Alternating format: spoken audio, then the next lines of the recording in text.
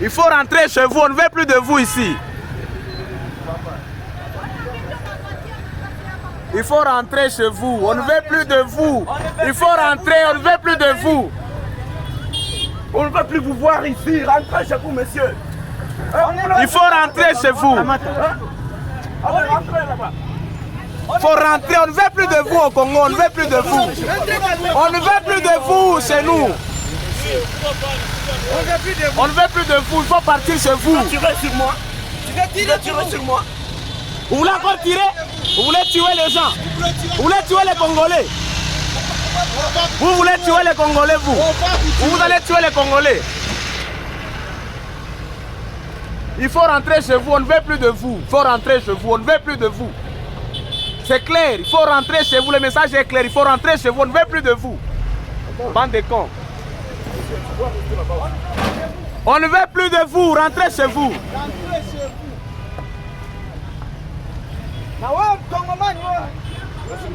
Rentrez chez vous, on ne veut plus de vous. Rentrez chez vous, on ne veut plus de vous, rentrez chez vous.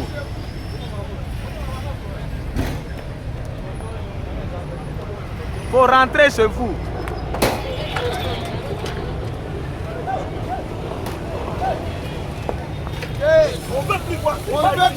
Rentrez.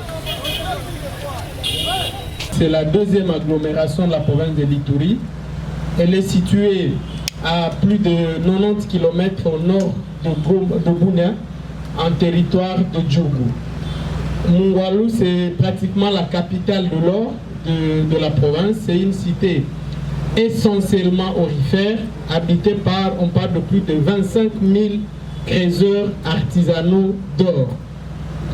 Alors la cité a été attaquée le week-end par les groupes Codeco.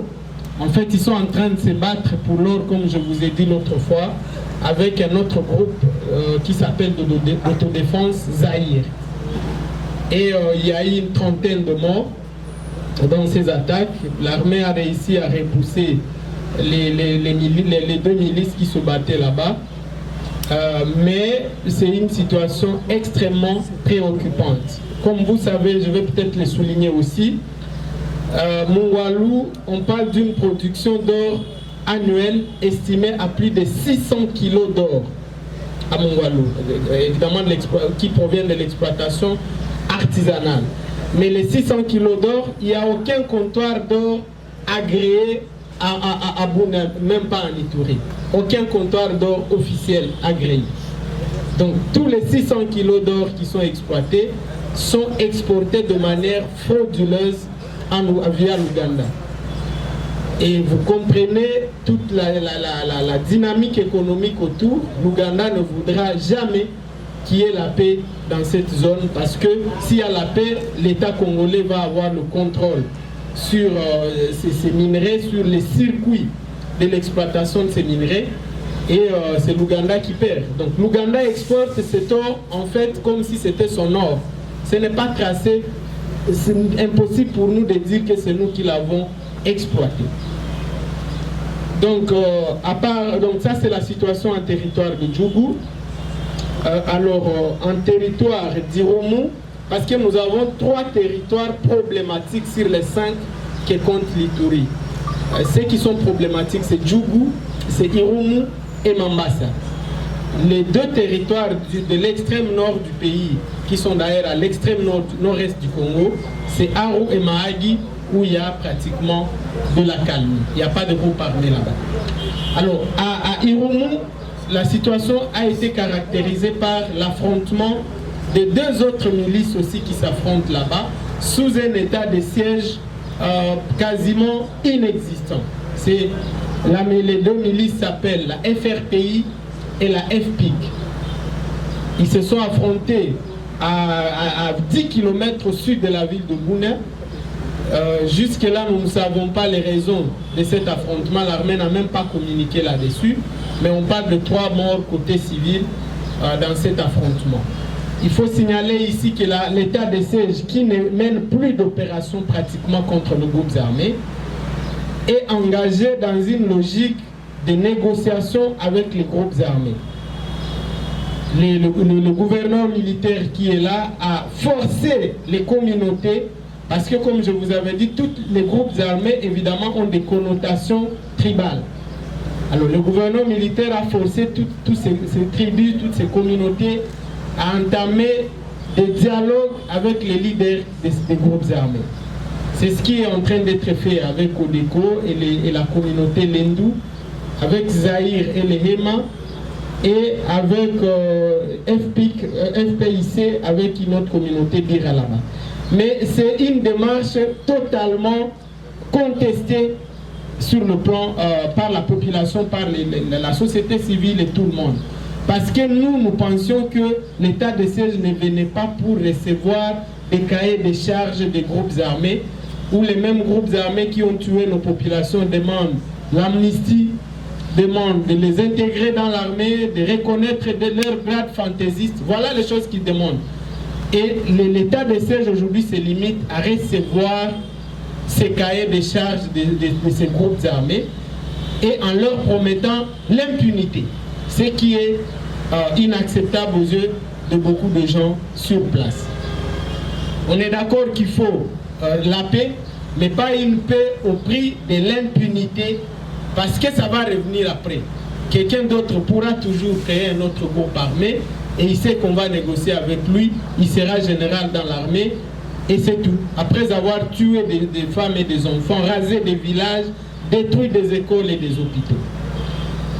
Alors voilà un peu en général la situation actualisée pour ce qui concerne l'Ituri.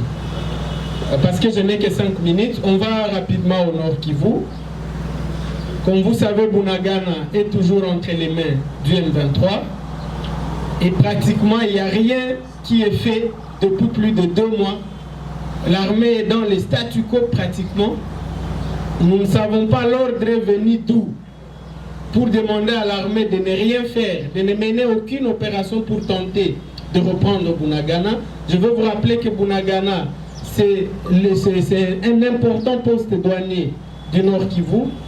Les chiffres de la DGDA avant l'occupation parlaient d'entre 1 et 2 millions de dollars de recettes douanières de Bunagana. Donc 1 à 2 millions de dollars sont laissés entre les mains du Rwanda pendant plus de 2 mois, sans mesurer tout ce que le Rwanda est en train de faire traverser là-bas clandestinement, notamment ou comment. Il n'y a personne pour contrôler. Alors, mais vous avez aussi appris que les réfugiés congolais qui s'étaient réfugiés en Ouganda à la suite de cette attaque du M23 sur Bunagana ont été chassés de manière brutale par les Ougandais pour les forcer à rentrer côté congolais. Mais l'inquiétude, c'est qu'on pense qu'il y a des... L'Ouganda l'a fait pour favoriser des infiltrations vous savez que les anciens M23 battus en 2013, il y en a qui résident toujours en Ouganda, dans des camps et tout ça. Alors beaucoup estiment que l'Ouganda a profité de ça pour infiltrer tous ces rebelles de l'ancien temps du M23 qui reviennent avec les réfugiés là qui sont en train de chasser de manière brutale. Mais il faut aussi vous faire part de cette révélation d'un journaliste très informé sur les questions du Nord Kivu, Nickel Kibelben, je crois beaucoup, du journal Les Coulisses. Il a écrit un article pour révéler que le M23 est en train de préparer une vaste attaque pour prendre Rumangabo. Rumangabo, c'est une ancienne base militaire importante qui a été pillée à l'époque de l'AFDEL, mais ça reste un camp militaire important. Et s'ils prennent Rumangabo, là, ils ouvrent la route sur Goma. Et selon lui, vous savez que le Rwanda a toujours accusé notre armée de travailler en connivence avec les rebelles FDLR qui sont encore chez nous. Mais les journalistes ici révèlent que dans les rangs du M23, il y a également des combattants Hutus, parce que les FDLR, ce sont des Hutus. Il y a d'autres combattants, des groupes comme Nyatura qui sont actifs là-bas. Les journalistes là montrent que dans les rangs du M23, il n'y a pas que des Tutsis, il y a également des Hutus que le Rwanda nous oppose comme étant des génocidaires, mais lui-même, le Rwanda, travaille avec eux au sein du M23. Parce que parmi ces Nyatura, il y a également des anciens génocidaires Hutus. Mais le Rwanda les supporte dans les M23. Mais nous, il nous dit non, nous, voilà, nous appuyons les FDLR génocidaires. Alors que dans les rangs du M23, ce journaliste, selon ses sources, estime qu'il y aurait également des combattants Hutus génocidaires également. Donc, voilà un peu, je crois, ce que je peux vous dire par rapport à cette situation. Et comme je disais, au niveau de Kinshasa ici, on ne sent pas grand-chose qui est fait pour contenir toute cette menace. Donc l'Ituri est aujourd'hui abandonné entre les mains des groupes armés. Djougou, ce sont des groupes armés qui se combattent pour l'or. Les ADF qui ont été repoussés en profondeur avec cette histoire d'entrée de l'armée ougandaise, contrôle aujourd'hui la quasi-totalité de la route nationale numéro 4. La route nationale numéro 4 va de Beni à Kisangani en passant par l'Ituri. Avant l'état d'essai, cette route était praticable. Aujourd'hui, les ADF, quand les Ougandais les ont repoussés en profondeur, ils ont quitté le nord Kivu. D'ailleurs, vous entendez, ils n'attaquent plus beaucoup du côté Beni. C'est maintenant en Ituri, dans les territoires de Mambasa et d'Irumu. Et là, Mambasa, c'est un territoire totalement forestier. C'est là qu'il y a la réserve de faune à Okapi. Et quand ils vont arriver là-bas, écoutez, ils vont d'abord disparaître dans cette forêt dense qu'il y a entre l'Ituri, la Chopo et les Hauts-Touélé. Donc, les Hauts-Touélé doivent déjà commencer à se préparer lui aussi à compter des morts, et la Chopo. Et du côté de notre armée, on ne sent pas grand-chose pour contenir une si grande menace. Merci beaucoup.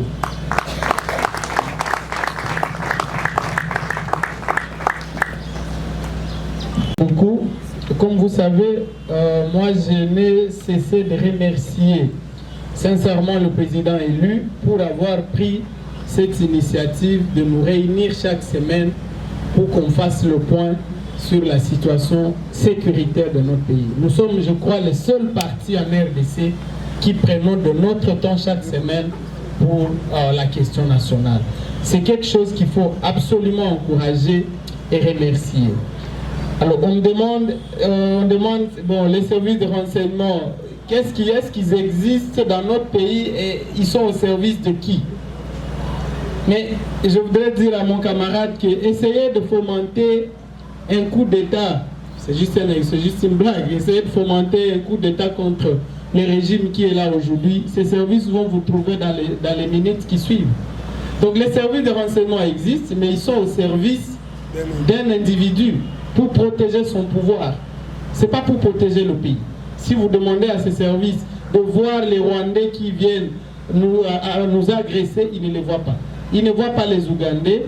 Vous avez appris que l'armée burundaise est déjà aussi chez nous. Et j'ai lu le communiqué de la présidence burundaise. Et ils disent que c'est le Burundi qui finance l'opération. Mais c'est en échange de quoi? Le Burundi est un pays pauvre, extrêmement pauvre, va prendre des millions et il vient, il les gaspille pour nous aider. Voilà la diplomatie qu'on est en train de faire chez nous. J'apprends aussi que le Soudan du Sud va entrer. Le Soudan du Sud qui est déjà en guerre chez lui terriblement, à Aru chez nous là-bas en Ituri parce qu'on est frontalier avec le Soudan du Sud. On accueille plus de 40 000 réfugiés sud-soudanais qui vivent chez nous. Incapables de régler d'abord leurs problèmes là chez eux. Voilà les gens qui vont venir combattre pour nous avec leur argent. Depuis quand, dans ces relations entre États, un État dépense des millions gratuitement pour un autre? Depuis quand? Ça ne se fait pas, il y a toujours une contrepartie et comme nous ne la connaissons pas, c'est donc flou. Je crois que nous, dans nos communications du parti, on va devoir demander à ce régime de nous dire la vérité. C'est quoi la contrepartie de l'arrivée de ces armées-là? C'est très important. Alors, je termine cette question en vous rappelant. Je ne sais pas si vous avez vu une photo qui a circulé sur les réseaux sociaux qui montre un policier qui garde une prison, je crois, à Kabare au sud Kivu. Un policier pieds nus, visiblement affamé, peut-être même impayé, mais qui garde, on nous parle d'une centaine de prisonniers. S'il vous plaît. S'il vous plaît. Un policier affamé, pieds nus, non équipé, peut-être même pas de tenue. J'apprends que même nos militaires ne sont plus dotés en tenue, ni en bottines, ni en rien. Et c'est ça, ces messieurs, que vous demandez de garder une prison où il y a une centaine de détenus. Vous voyez? Et les gens sont en train de se distribuer dans l'insolence des milliers d'argent du contribuable congolais. Ils sont dans la fête, ils sont dans les voyages, dans les mariages, s'il vous plaît. Je crois que si les gens étaient honnêtes, ils devaient déjà démissionner. C'est la plus simple des choses à faire, ils devaient démissionner. Alors, on me demande, le Rwanda, de l'histoire de l'EAC, on dit que finalement, c'est une révélation de RFI que nous avons tous suivi, que finalement, le Rwanda a pesé pour que lui aussi fasse partie de ces forces qui seront déployées chez nous de l'EAC.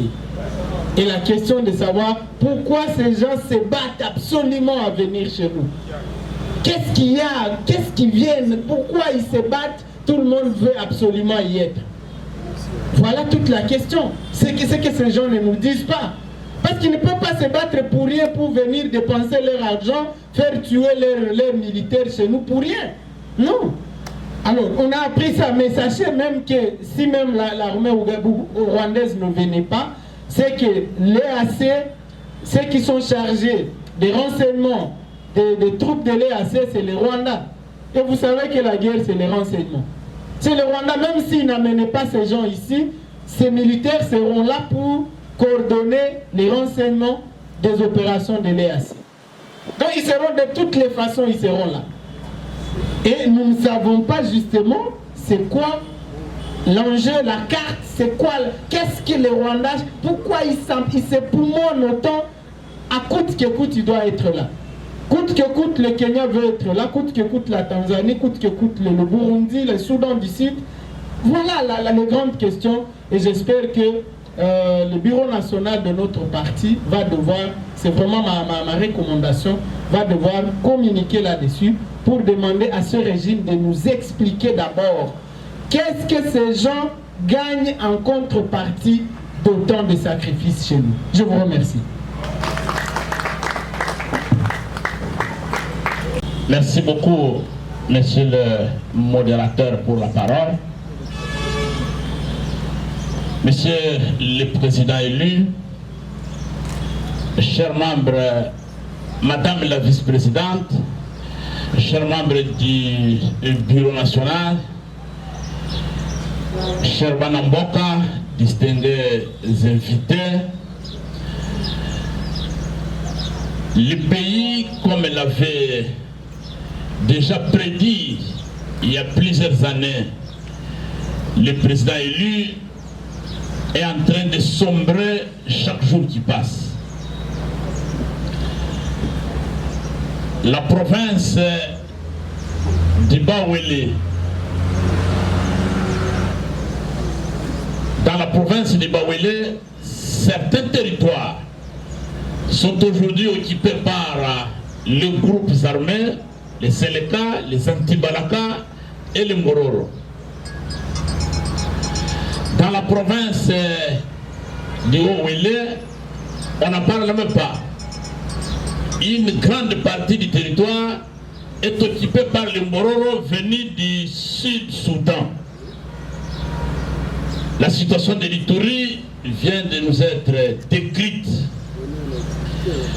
Le Nord Kivu également. Nous avons oublié que jusqu'à présent, dans le Sud Kivu, dans les hauts plateaux, la situation de Minembwe n'a pas positivement évolué.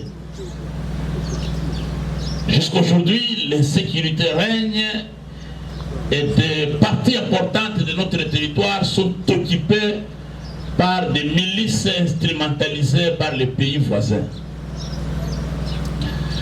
Dans le Tanganyika, nous avons suivi ici l'exposé de notre camarade Bienvenu Matondo et la situation reste inchangée. Les tribus Toa et Bantou s'affrontent et l'insécurité est totale. Nous avons vécu ici le phénomène Kamwena Sapou dans le Grand Kassai, au centre de notre territoire, de notre pays. Les gens se sont coupés des têtes. Et comme si tout cela ne suffisait pas, aujourd'hui c'est à la porte de Kinshasa, dans le Mayindombe à Kwamout. Chers camarades, chers Manamboka, vous avez suivi les tweets du président sur l'évolution de la situation sécuritaire à Kwamout. La situation se dégrade chaque jour qui passe. Et le président élu s'interroge. Et cette interrogation, c'est une interpellation pour la communauté nationale et pour la communauté internationale. Que font ceux qui dirigent les pays par défi? À chaque fois qu'il y a des manifestations pacifiques de la Mouka, on déploie un arsenal important de la police, même de l'armée, pour réprimer les manifestants pacifiques. Ici à Kinshasa. Mais nous sommes à moins de 200 km à la porte de Kinshasa. Les images qui nous parviennent sont horribles à voir. Et nous sommes dans l'impossibilité d'identifier qui fait quoi concrètement. Je vais faire un recul théorique pour faire comprendre si réellement il y a un État, il y a un gouvernement dans notre pays. Dans l'ancien temps, les gens vivaient dans ce qu'on appelait l'état de la nature. Dans cet état de la nature, c'était la loi du plus fort. C'est la jungle. Chacun, le plus fort, pouvait faire ce qu'il voulait.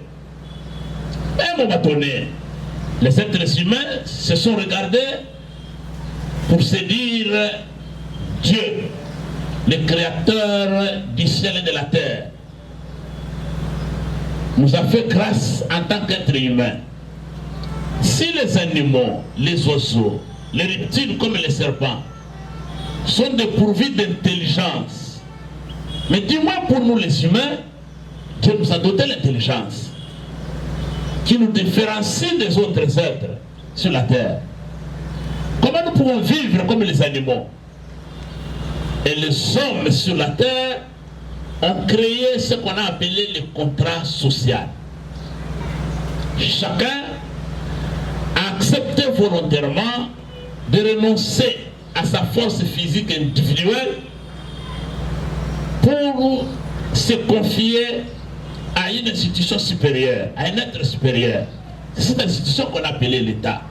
Et depuis lors, selon les théoriciens de l'État, l'État a eu comme mission de sécuriser les personnes et leurs biens, sans distinction de tribu, sans distinction de religion, ni d'appartenance politique. Et c'est pourquoi les principales missions régaliennes de l'État, c'est assurer la protection de l'intégrité territoriale contre les menaces extérieures et pacifier l'intérieur du pays en sécurisant les personnes et leurs biens. Mais si aujourd'hui, à quelques mètres de la capitale, siègent des institutions, avec les représentations diplomatiques, le gouvernement congolais qui dirige le pays par défi, si aujourd'hui ce gouvernement est incapable de dépêcher les instruments qui applique les prérogatives de la puissance publique. Juste pour savoir qu'est-ce qui s'est passé réellement. Parmi les services qui ont la mission d'assurer la sécurité des personnes et de leurs biens, nous avons les services d'intelligence. Et parmi les services d'intelligence, vous avez l'Agence nationale des renseignements dans notre pays, l'ANR. Vous avez la police spéciale qui est en civil. Vous avez la police militaire. Vous avez les renseignements militaires plutôt, ce que vous appelez des NAP, qui sont civils. Comment on n'arrive pas à déployer dans la partie où les atrocités sont commises, comment on n'arrive pas à déployer les services de renseignement comme ça se fait dans tous les pays du monde avant toute opération militaire pour arriver à identifier qu'est-ce qui se passe réellement. Les images circulent dans tous les sens, atroces et difficiles à regarder. Ces images proviennent réellement de Kwamout. Et si réellement ces images nous viennent de là, comment on peut accepter une telle atrocité humaine à quelques kilomètres de Kinshasa? Donc, chers camarades, nous sommes livrés à la loi de la sélection naturelle. Sans protection d'un quelconque gouvernement, l'État est totalement absent, inexistant. La fois passée, nous sommes demandés tous d'être vigilants, de ne pas tomber dans les pièges de la stigmatisation, de ne pas tomber dans les pièges de ceux qui distillent le venin de la division. Le pays est en train d'imploser et les choses se dégradent et tout le monde croise les bras et la jouissance au sommet de l'État est totale. Voilà, chers camarades, la situation qui nous inquiète est le président élu chaque jour qui passe hausse le ton, interpelle la communauté nationale, la communauté internationale, tous ceux qui peuvent avoir le pouvoir d'agir. Le camarade qui était venu ici, Timothée Boke, le secrétaire exécutif provincial de notre parti dans les Maïdom, nous a décrit la situation. L'équipe gouvernementale qui était descendue, qui s'est arrêtée dans la cité de Kwamout, n'est pas arrivée dans des zones où les atrocités se commettent. Et nous attendons par la voie des ondes des propos qui ne sont pas de nature, des propos tenus par des responsables gouvernementaux qui ne sont pas de nature à encourager la cohésion entre les tribus. Et nous prenons à témoin la communauté nationale et la communauté internationale que Kinshasa est menacée. Les gens qui quittent les territoires, qui viennent à Kinshasa, il n'y a même pas de dispositif pour contrôler qui entre. Qui entre avec quoi? Et nous risquons de nous retrouver un matin à Kinshasa, on vous dit que Kinshasa est assiégé, les gens sont en train de s'entretuer, et avec la situation démographique de Kinshasa, ça va être une catastrophe humaine incontrôlable. Voilà, chers amis, je vais pouvoir m'arrêter là, et nous attendons vos questions, les commentaires, les gens qui ont des informations supplémentaires pour enrichir les débats d'aujourd'hui. Je vous remercie.